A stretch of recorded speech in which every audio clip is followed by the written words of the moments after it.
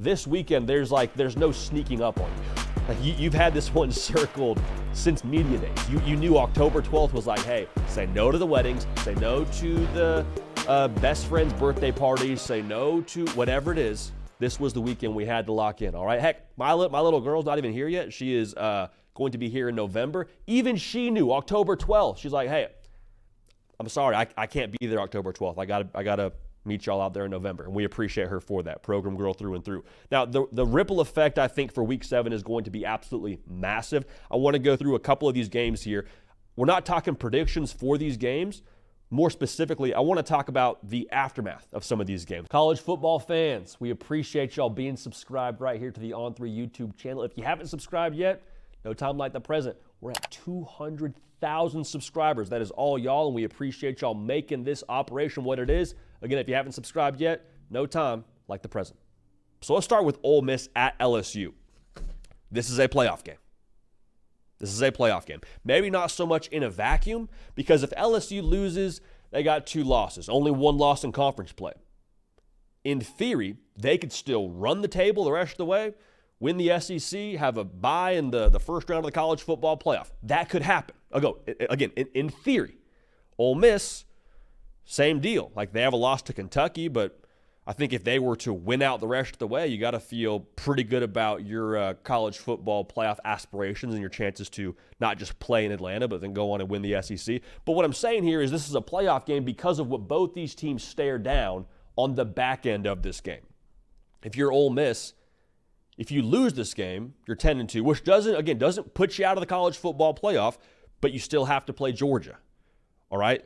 After LSU, you have Oklahoma, you have to go to Arkansas, you have Georgia, and you have to go to Florida. All right? So there's still a lot here in front of Ole Miss if they drop this game. It doesn't put them out of it, but again, it doesn't make you feel good about your chances the rest of the way. Now for LSU, 0 SEC losses. That is massive. But that USC loss is not aging so well. So even though you haven't lost a game in conference play, talking about the college football playoff, the loss to USC doesn't make you feel incredible. You still have games at A&M.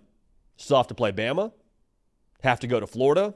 Vanderbilt looks harder than it did a few weeks ago. Oklahoma, you never know with them. Like there's a lot in front of LSU here to where if they were to drop this game, it doesn't put you out of the contention in the SEC, but the climb to where you want to get to when it comes to the college football playoff becomes much, much steeper. So for either side of this, it's a playoff game, not in the sense that the loser has to leave town, as River Bailey would say, one of our producers here at On3, but it does shake things up quite a bit and make it a lot more of a difficult peak to attain, if you will. Now, Ohio State, Oregon, kind of in that same vein, when it comes to the loser of this game, they're not out. In fact, I think most people would say the loser of this game probably still makes the college football playoff. However, this is a massive data point, I believe, for both sides of this thing when it comes to ultimately what the college football playoff committee will say about these teams. There's a big difference now for the team that doesn't get the tiebreaker to play in the Big Ten title game between the 5 seed potentially and the 7 seed. The 5 seed, you're playing a G5 team. You get the 7 seed in the college football playoff, you're playing like the third best team from the SEC. I mean, call that whoever you want, whether it be Ole Miss, Alabama, A&M, like whoever you're drawing there, like you would much rather play the G5 team. No knock on the G5.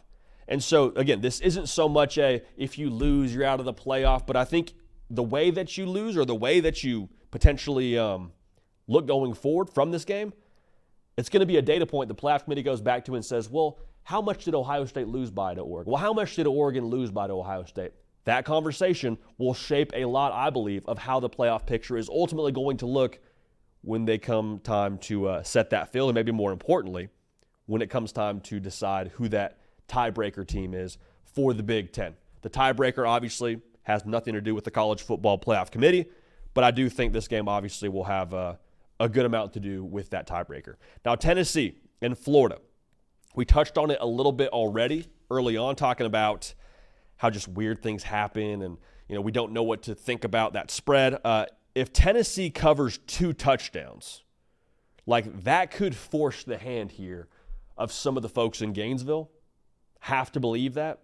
Like I understand now Billy Napier, I said this before, I would be wildly surprised if he is your head coach next year. I think everyone would be wildly surprised if he was your head coach next year. However, if you get just absolutely body bagged against Tennessee, I'm not so sure that wouldn't speed up that process, okay? Now, who do they go to? I don't know. But again, this game, in terms of ripple effect, this could be the game that forces some people to make those tough decisions. If Florida wins, yes, it's big for Florida. I don't know that it saves Billy Napier's job necessarily, but I think more so what it would mean for Tennessee if you were to have a catastrophic loss at home to a team that's, again, 2 touchdown underdogs to you. That is, let's call a spade here. In this rivalry, it's a game you should win right here with that being a 2 touchdown spread. This is the year now for Tennessee, to put it even more impactfully. This is the year where you go on a run and make the college football playoff. You compete for the SEC title. And the Arkansas game is a bump in the road, and you hate that. But, if you can't get back right against a Florida team with a defense that is struggling, with an offense that is very hot and cold, I think there's, again, identity crisis in Knoxville. You're just saying, whoa, wait a second. This quarterback was supposed to be the guy to lead us to not just not just the college football playoff, but potentially the top of the SEC. We were thinking SEC title game before this year started, and then to lose to Florida, that would be the gut punch of all gut punches. And I don't know that it causes any major changes in Knoxville, but the ripple effect just in terms of vibes in Knoxville, it would be very, very bad, to say the least. Now, Texas and Oklahoma. A Texas loss to Oklahoma doesn't necessarily end their season by any stretch, because it's one loss. Weird things happen in this game, much like Florida and Tennessee, so you try not to put too much stock into what happens in a rivalry game early on in the year, or middle of the year, I suppose. And if Oklahoma wins, it injects major life into their season. That's 100% true. But I think the bigger storyline here, if Texas were to lose to Oklahoma, is the ripple effect in the SEC and just how wide open that conference becomes, man. Because look at this. You got LSU or Ole Miss after this weekend will have 1 loss in SEC play. You would have Georgia with 1 loss in SEC play. You'd have Bama with 1 loss in SEC play. You would have Texas with 1 loss in SEC play. Potentially, depending on what Tennessee does, they could have 1 loss in SEC play. And so you're looking down the line here and you're like, holy smokes. This, in some ways, sort of resets, I don't want to say totally resets the season, but it definitely resets our thought process around the season, because I think a lot of our assumptions going into this point in the year is based on the idea that Texas is the top team in the SEC. They lose to Oklahoma and they catch that loss. Okay, well, at that point, Georgia and Texas next week becomes kind of that SEC semifinal feel to it. That Bama loss to Vanderbilt, all of a sudden you're like, hey, new life injected into the Crimson Tide in some ways. So it's going to create madness if Texas does drop this game to Oklahoma. Again, we think Texas wins this football game, but just even considering that possibility of that ripple effect, that would be anarchy. And wouldn't that just be the most college football thing ever?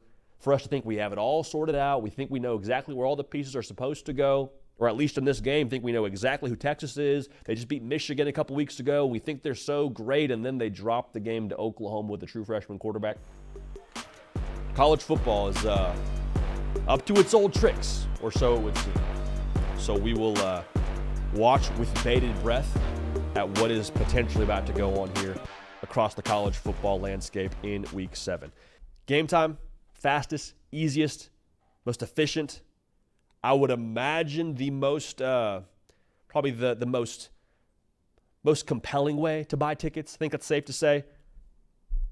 2 big factors. Know before you buy. See the view from your seat before you buy the ticket using the Game Time app. Also, if you find a ticket in the same section and row for less than what you paid for, Game Time credits you 110% of the difference. A lot of big games this weekend. I know y'all want to, or at least thinking of, hey, maybe I can find a ticket for the right price point to get me to the game. What I would recommend you do, take the guesswork out of buying tickets with Game Time. Download the Game Time app, create an account, use code HARDCOUNT for $20 off your first purchase. Terms apply, of course. Again, create an account, redeem code HARDCOUNT.